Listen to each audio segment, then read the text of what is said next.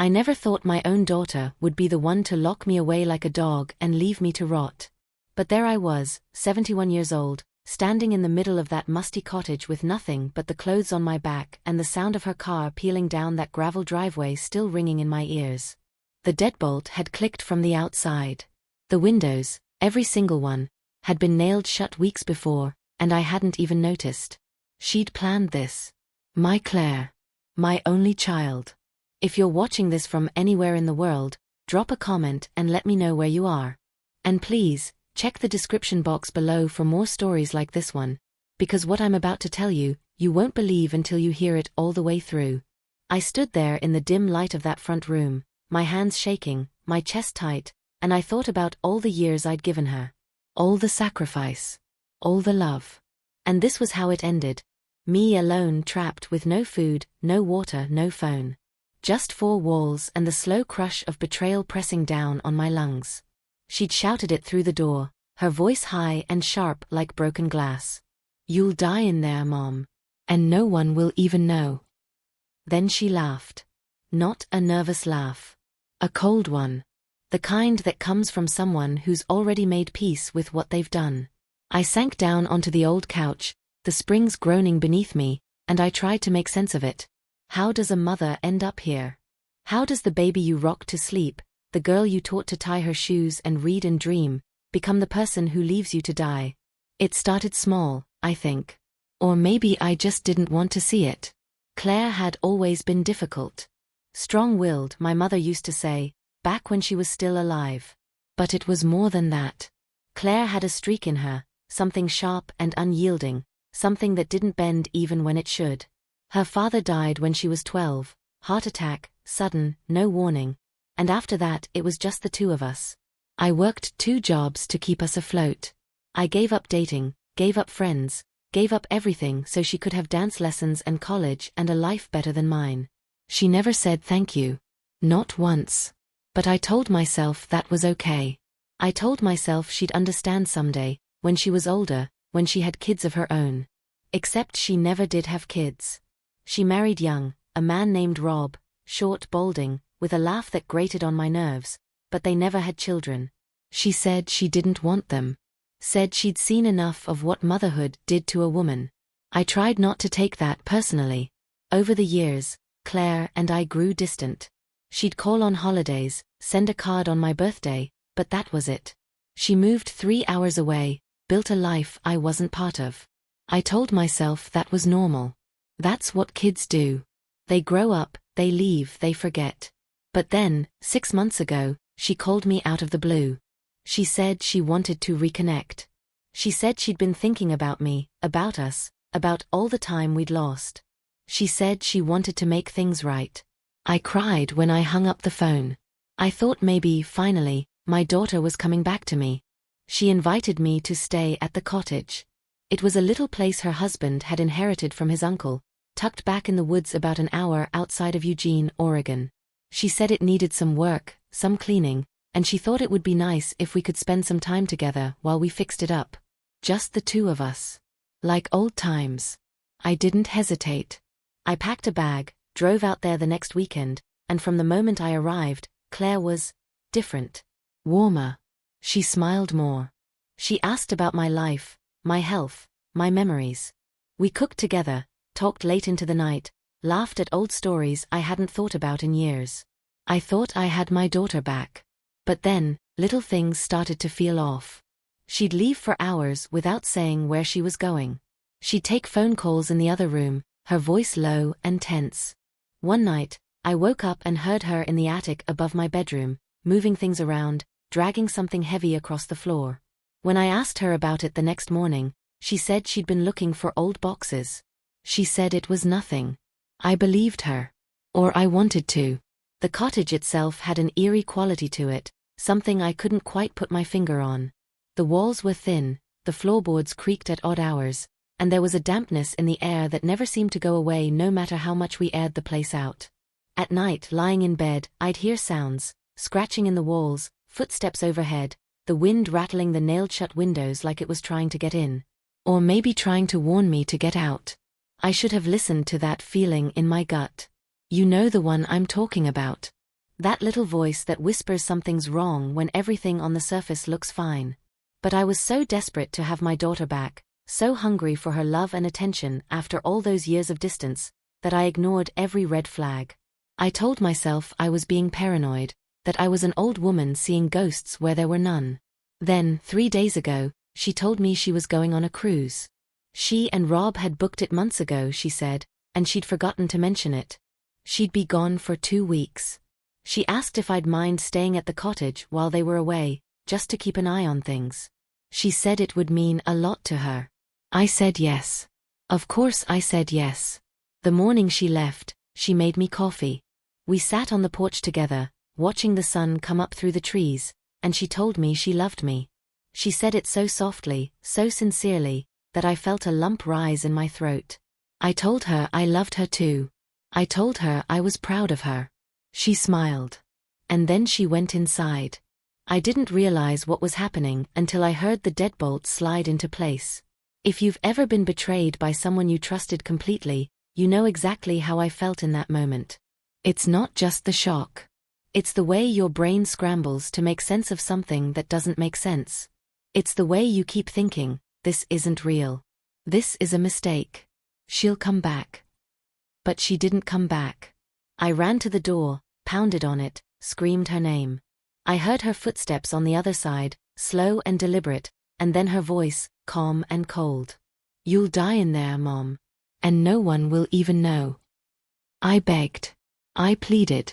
I asked her why. But she didn't answer. She just walked away. And I was alone. The silence that followed was the worst kind. The kind that presses against your eardrums and makes your own heartbeat sound like thunder. I stood there with my forehead pressed against that locked door, my breath coming in ragged gasps, and I felt something inside me crack. Not break, not yet, but crack.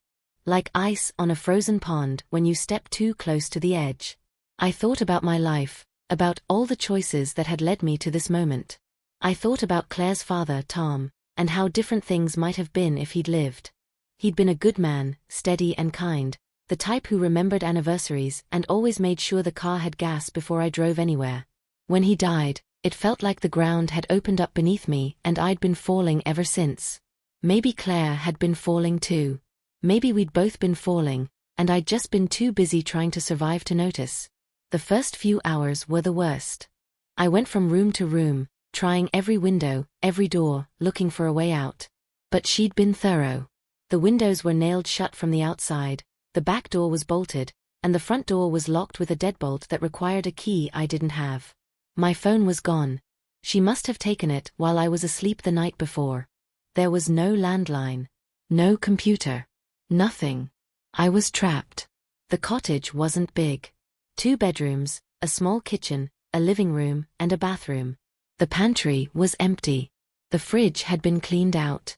There was a half-empty jug of water under the sink, and that was it. No food. No supplies. Just dust and silence and the slow creep of panic crawling up my spine. I sat on the kitchen floor and I cried.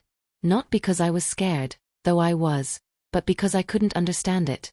Why would she do this? What had I done to deserve this?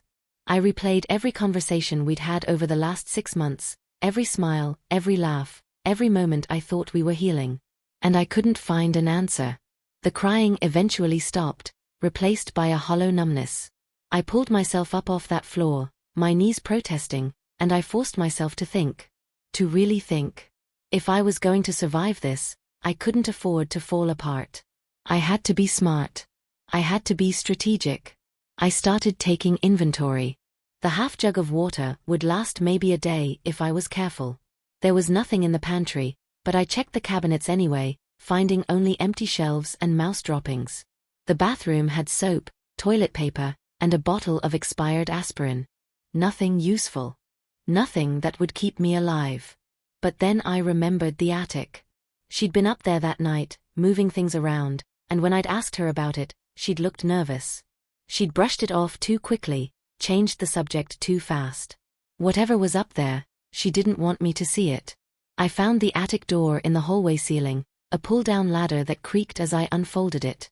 The air up there was hot and stale, thick with the smell of old wood and mildew. I climbed up slowly, my knees aching, my heart pounding, and when I reached the top, I fumbled for the light switch.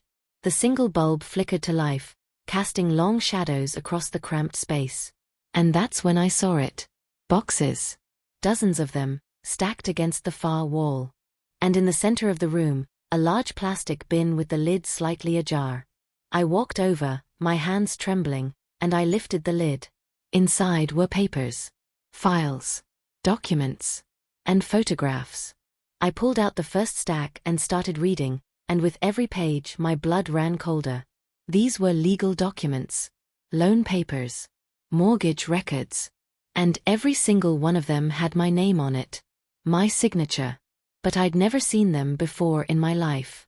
My house, the house I'd lived in for 40 years, the house I'd raised Claire in, the house I'd paid off years ago, had been remortgaged. Twice. For a total of $300,000. And according to these papers, I was the one who'd taken out the loans. But I hadn't. I would never. I kept digging, my hands shaking so hard I could barely hold the papers. There were credit card statements in my name, maxed out. Personal loans I'd never applied for. And then, at the bottom of the bin, I found a power of attorney document. Claire had forged my signature. She'd given herself legal control over my finances. And she'd been draining me dry. I sat back on my heels, my mind spinning. This was why she'd wanted to reconnect.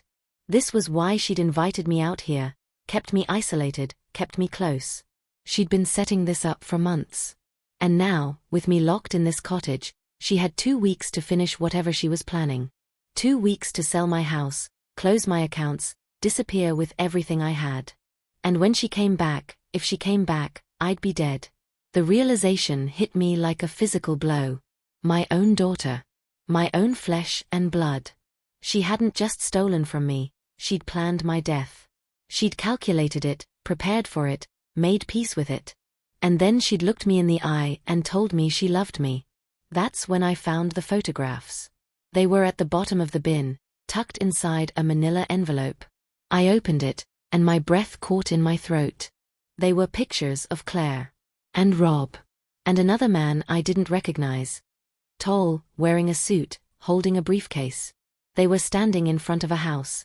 My house, holding a for sale sign. They were laughing. Celebrating. The date stamp on the photo was from 2 days ago. She was already selling it. She was already gone. But there was more. Underneath the photographs were printouts of emails. Dozens of them. I started reading, and each one was worse than the last. One email from Claire to Rob: once the old lady's out of the picture, we can liquidate everything. The house alone should net us close to $500,000 after we pay off the loans. We'll be set. Another from Rob to Claire: are you sure about this? What if someone finds out?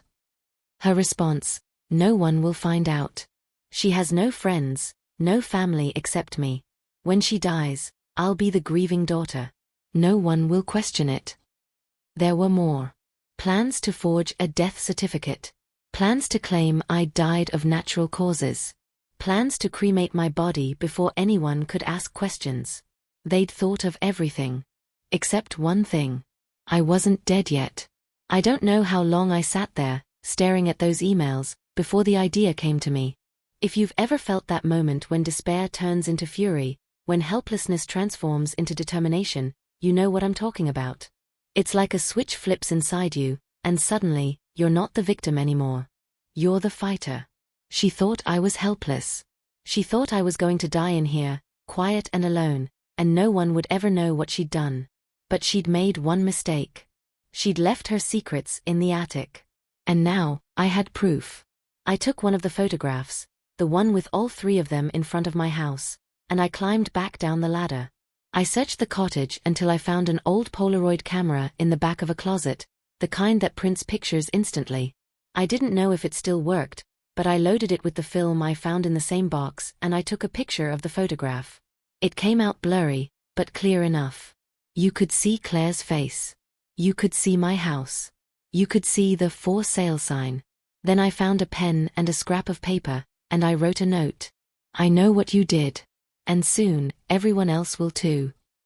I slipped the Polaroid and the note into an envelope I found in a drawer, and I addressed it to Claire. I didn't have a stamp, but I didn't need one. I just needed her to see it. I waited until morning, until the sun was just starting to rise, and then I did something I hadn't done since I was a girl. I prayed.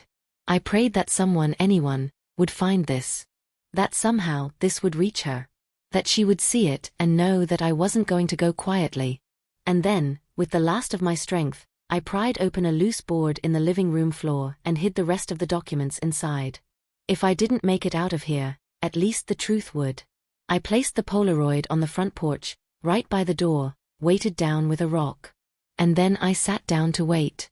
By this point, the water was nearly gone. My lips were cracked. My head pounded. My stomach had stopped hurting from hunger and had moved into a dull, constant ache. I knew I was running out of time. But I also knew that if Claire saw that photograph, she'd come back. She'd have to. Because it would mean I knew. And if I knew, I could tell. And if I could tell, her entire plan would fall apart. All I had to do was survive long enough for her to see it. By the next morning, I was weak. I'd rationed the water as best I could, but it was almost gone. My stomach ached from hunger, and my throat felt like sandpaper. I knew I didn't have much time. A person can survive 3 days without water, maybe a week if they're lucky. I was 71. I wasn't lucky. But I wasn't dead yet. I'd spent the night going through the rest of the boxes in the attic, documenting everything I could. There were bank statements showing transfers from my accounts to Claire's. There were emails, printed out, like she wanted a paper trail she could destroy later, between her and Rob, discussing how much they could get for my house, how quickly they could liquidate my assets. There was even a draft of a will, one I'd supposedly signed, leaving everything to her. She'd thought of everything. Except me finding it. The more I read, the more I realized how long this had been going on. The forged signatures dated back nearly a year. The power of attorney had been filed 8 months ago. She'd been stealing from me long before she'd invited me to the cottage. Long before she'd pretended to want to reconnect. Every smile had been a lie. Every "I love you" had been manipulation. Every moment I thought we were healing had been her luring me deeper into her trap. I found myself thinking about the signs I'd missed. Or maybe the signs I'd ignored because I didn't want to believe them. Like the time 3 months ago when I tried to use my credit card at the grocery store and it had been declined. The bank had told me I was over my limit, but I barely used that card. I'd assumed it was a mistake, that someone had stolen my number. I'd reported it, gotten a new card, and moved on. It hadn't been a stranger. It had been Claire. Or the time I'd gotten a call from a mortgage company asking about a loan application. I'd told them I hadn't applied for any loan, and they'd apologized for the confusion. I'd thought it was a scam. I'd hung up and forgotten about it. But it hadn't been a scam. It had been real. Claire had been testing the waters, seeing what she could get away with. The signs had been there all along. I just hadn't wanted to see them. I spent hours in that attic, reading through every document, memorizing every detail. I needed to know exactly what she'd done, exactly how she'd done it, so that when the time came, I could prove it. I couldn't let there be any doubt. I couldn't let her talk her way out of this. Because that's what Claire did. She talked. She charmed. She convinced people that she was the victim, that she was the one who'd been wronged. She'd done it her whole life. When she was 16, she'd been caught shoplifting. She'd cried and told the store manager that she'd only done it because I didn't give her enough money for clothes, because I was too strict, because I didn't understand her. The manager had felt sorry for her. He'd let her go with a warning. When she was 20, she'd gotten fired from a job for stealing from the cash register. She'd told me her boss was harassing her, that he'd made up the theft allegations because she'd rejected his advances. I'd believed her. I'd even helped her find a lawyer. And when she was 25, she'd gotten into a car accident while driving drunk. She'd told the police that someone had spiked her drink at a party, that she hadn't known she was impaired. She'd gotten off with community service. Every time, she'd lied. Every time, she'd manipulated. Every time, people had believed her. Including me. But not this time. This time, I had proof. This time, she couldn't talk her way out. I took the Polaroid I'd made and I set it on the front porch, right where she'd be able to see it the moment she pulled up. I weighed it down with a rock so it wouldn't blow away. And then I waited. The waiting was agony. Every hour felt like a day. Every sound made my heart race. Was that a car? Was that her coming back? But it was always just the wind, or a branch hitting the roof, or my own imagination playing tricks on me. I didn't know if she'd come back early. I didn't know if she'd even check on me. But I knew one thing: if she saw that photograph, she'd panic. And panic makes people sloppy. I drifted in and out of sleep, my body too exhausted to stay awake, my mind too wired to fully rest. I dreamed about Claire as a little girl, the way she used to climb into my lap and fall asleep with her head on my shoulder. I dreamed about her father, about the way he used to call her his little firecracker because she was so full of energy, so full of life. I dreamed about the daughter I thought I had. Not the one who'd locked me in here to die. In my dreams, I tried to pinpoint the exact moment when things had gone wrong. Was it when Tom died? Was it before that? Had Claire always had this darkness in her, and I'd just been too blind to see it?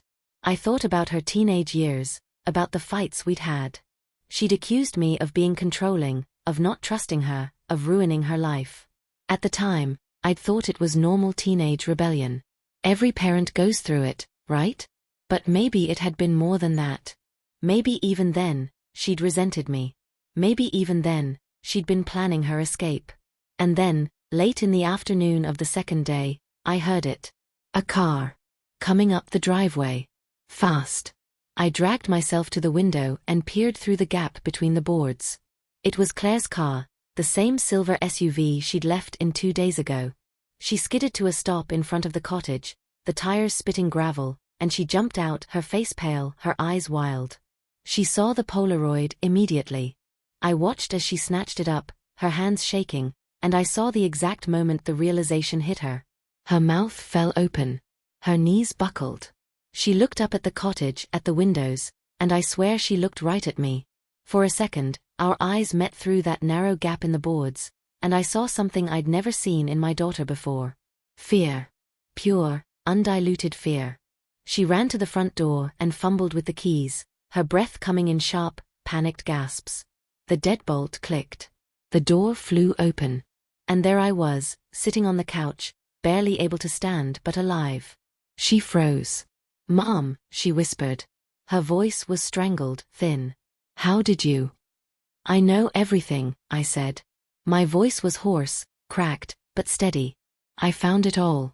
The loans. The forgeries. The plan to sell my house. The emails about killing me. I know what you did, Claire."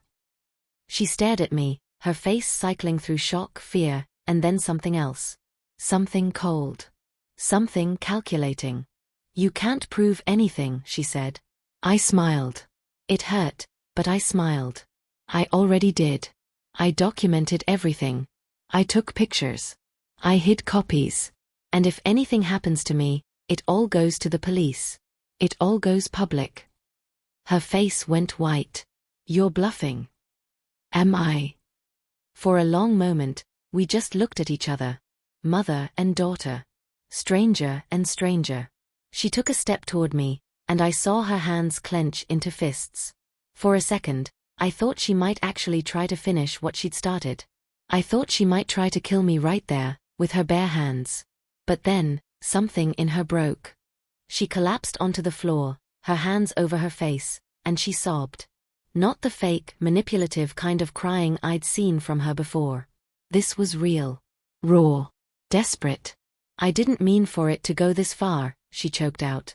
I needed the money. Rob's business was failing, we were going to lose everything, and I thought you wouldn't miss it. You're old, you don't need it, I thought. You thought you'd steal from me and leave me to die?" She flinched.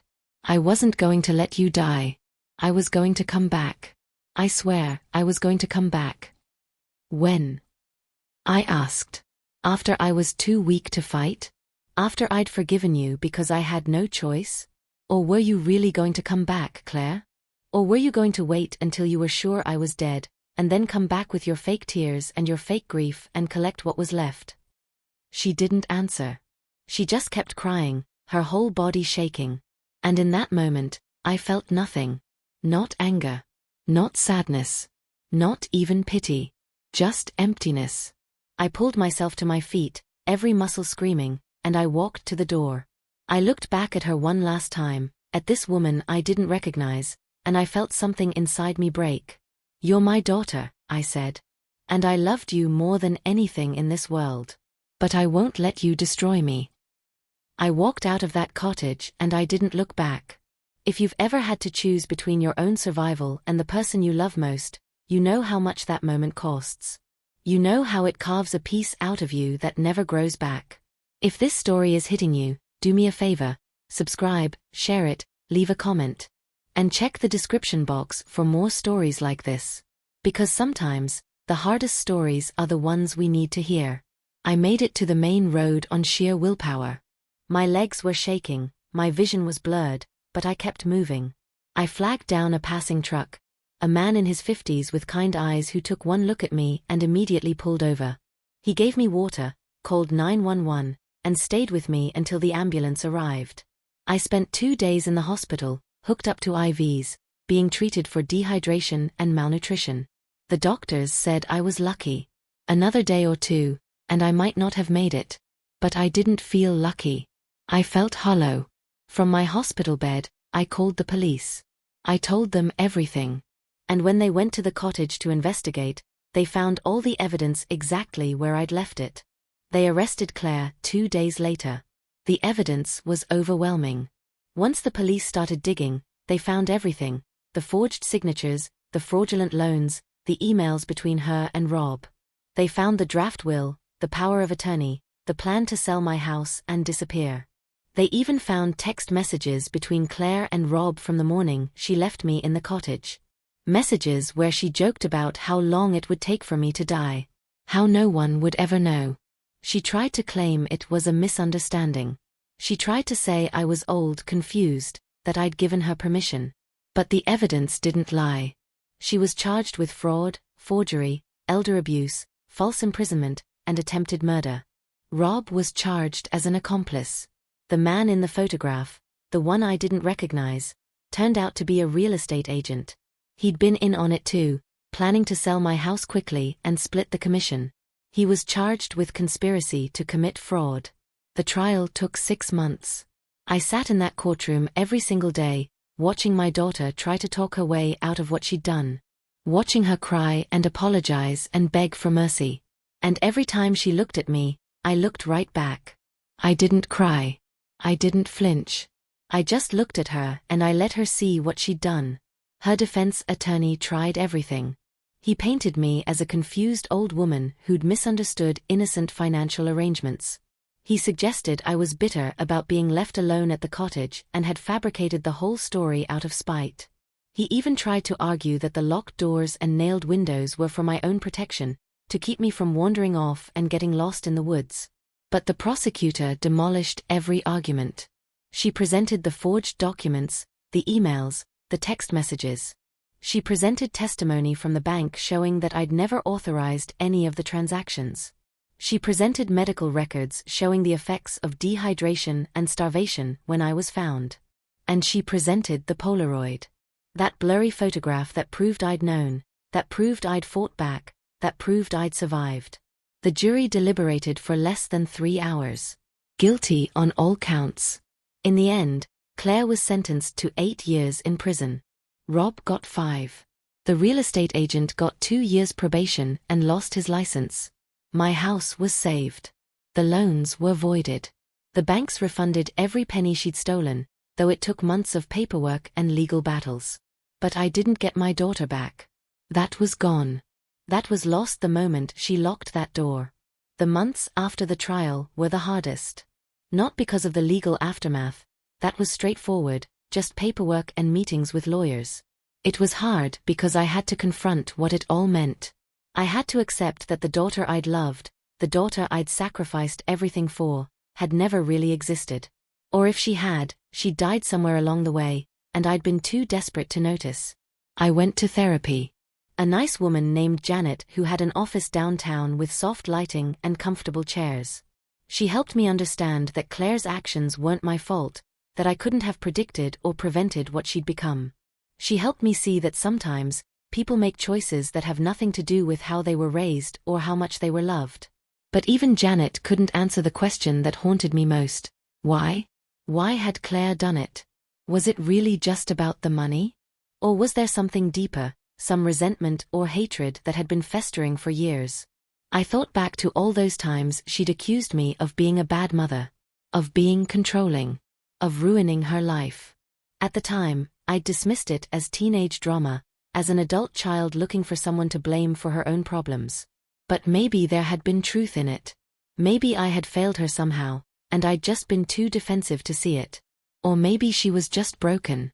Maybe some people are just born with something missing, something that keeps them from feeling empathy or love or basic human decency. Maybe my daughter was one of those people. I'll never know for sure. And I've had to make peace with that. I'm 72 now, and I live alone in the house I almost lost. I spend my days in the garden, tending to flowers, watching the seasons change. My neighbors are kind. They check on me, bring me casseroles, invite me to church on Sundays. I've made a few friends, joined a book club, started volunteering at the local library. I have a life. A good life. A life that's mine. But sometimes, late at night, I think about Claire. I think about the little girl she used to be, the one who laughed at my jokes and held my hand and told me I was the best mom in the world. And I wonder where that girl went. I wonder if she was ever really there, or if I just wanted her to be so badly that I imagined her.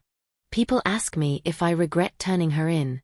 If I wish I'd just let it go, forgiven her, moved on. Friends from church, people in my book club, even Janet in therapy. They ask it gently, carefully, like they're afraid the question itself might break me. And I tell them the truth. I don't regret it. Not for a second. Because here's what I learned in that cottage, locked away and left to die: you can love someone with everything you have and still not be enough for them. You can sacrifice and give and pour yourself out, and they can still choose to destroy you. And when that happens, you have a choice. You can let them. Or you can fight back. I chose to fight. I chose to survive. And if there's one thing I want you to take away from my story, it's this: never let anyone, not even the people you love most, make you believe you don't deserve to fight for yourself. Never let anyone convince you that your pain doesn't matter, that your life doesn't matter. Because it does. You do. Your survival matters.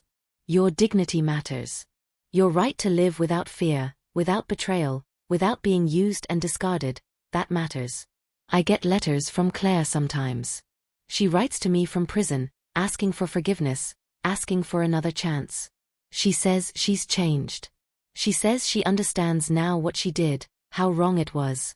She says she's been going to therapy, reading books, working on herself. She says she wants to make things right. I don't write back. Maybe that makes me cruel. Maybe that makes me a bad mother. But I've learned that sometimes, the most loving thing you can do is walk away. Sometimes, the only way to survive is to let go. Sometimes, forgiveness isn't about reconciliation. It's about releasing yourself from the burden of carrying someone else's sins. I've forgiven Claire, in my own way. I've let go of the anger, the hurt, the constant question of why. But forgiveness doesn't mean I have to let her back into my life. It doesn't mean I have to give her another chance to hurt me. I've forgiven her. But I've also moved on. I don't know what will happen when Claire gets out. I don't know if she'll come looking for me, if she'll try again, if she'll ever truly understand what she took from me. Part of me thinks she will come looking, and part of me hopes she doesn't. Because I don't know what I'd say. I don't know if there are any words left between us. But I do know this: I'm still here. I'm still standing. And I didn't let her win. That cottage is gone now. I had it torn down 6 months after the trial. I couldn't stand the thought of it still standing, still holding the memory of those days. I paid for the demolition myself, watched as they brought in the bulldozers and reduced it to rubble. Some people thought I was being vindictive, that I was punishing Claire by destroying Rob's family property. But it wasn't about that. It was about closure. It was about erasing a place that represented the worst betrayal of my life. But before they demolished it, I went back one last time. I stood in the middle of that empty living room, and I said goodbye. Not to Claire. To the version of myself who walked into that place believing I'd get my daughter back. She's gone. And I've made peace with that. The demolition crew found something interesting when they tore up the floorboards. More hidden documents, tucked into spaces throughout the cottage. Apparently, Rob's uncle had been involved in some shady dealings himself back in the day. Tax evasion, insurance fraud. The apple didn't fall far from the tree, I suppose. It made me wonder if that's why Claire had been drawn to Rob in the first place. If she'd recognized something in him that mirrored something in herself.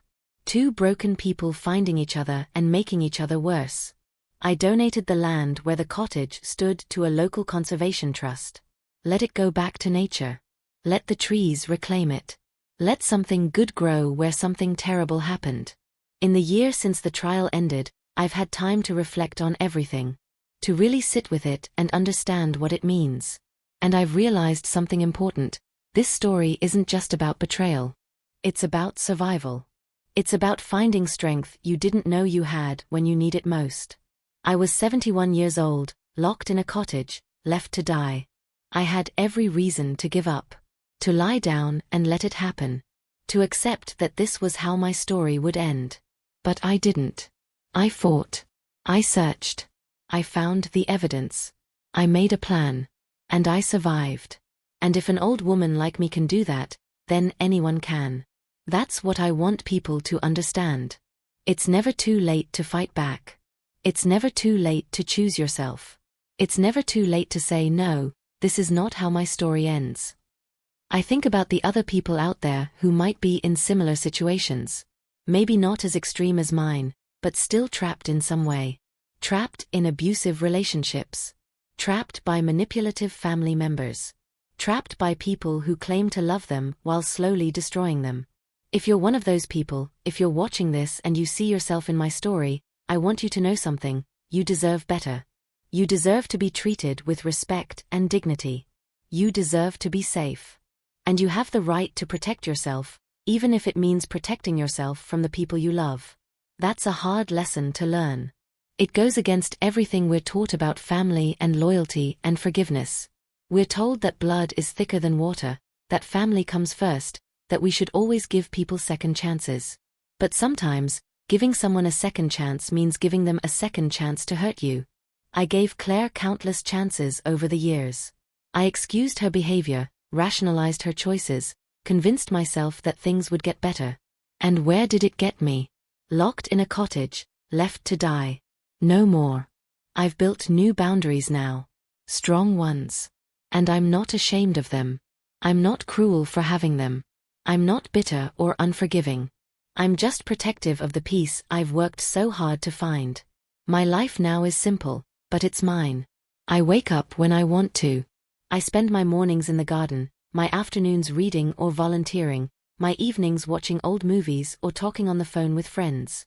I've reconnected with people I'd lost touch with over the years. I've made new friends at the library and the book club. I've even started dating someone, a widower named Harold who lives 2 streets over. Nothing serious, just coffee dates and movie matinees and companionship. It's a good life. A peaceful life. And it's worth protecting. Sometimes I wonder what Claire thinks about when she's alone in her cell. Does she think about me? Does she feel guilty? Does she understand what she did, or does she still see herself as the victim somehow? I'll probably never know. And I'm learning to be okay with that. There's a concept in therapy that Janet taught me, radical acceptance. It means accepting reality as it is, not as you wish it were. It means letting go of the what-ifs and the if-onlys, and just acknowledging what's true. The truth is, my daughter tried to kill me. The truth is, she stole from me, lied to me, manipulated me, and left me to die alone. The truth is, she may never truly understand or accept what she did. And the truth is, I survived anyway. I've accepted all of that. Not easily, and not without pain, but I've accepted it. And in accepting it, I've found a kind of freedom I never expected. So if you're watching this, if you've made it this far in my story, thank you. Thank you for listening. Thank you for bearing witness. And please, check the description box below for more stories like this one. Because the truth is, we all have stories. We all have scars. And sometimes, the only way to heal is to tell them. Share this with someone who needs to hear it. Someone who's trapped or scared or convinced they can't fight back. Let them know they're not alone. Let them know survival is possible. And if you've been through something similar, leave a comment. Tell your story. Connect with others who understand. Because that's how we heal, together. That's how we survive, by refusing to stay silent. My name is Dorothy. I'm 72 years old. I was betrayed by my daughter, locked in a cottage, and left to die. But I found the evidence. I exposed the truth. I fought back. And I survived. I'm still here. I'm still standing. I'm still living my life on my own terms. And no one, not Claire, not anyone, can take that away from me. That's my story. That's my truth. And that's my revenge. Not violence. Not cruelty. Just survival. Just choosing myself when it mattered most. Just refusing to let her win. Because in the end, the best revenge isn't hurting the people who hurt you. It's living well anyway. It's building a life they can't touch. It's finding peace they can't disturb. That's what I've done. That's what I'm still doing. And if I can do it, so can you. So take care of yourself.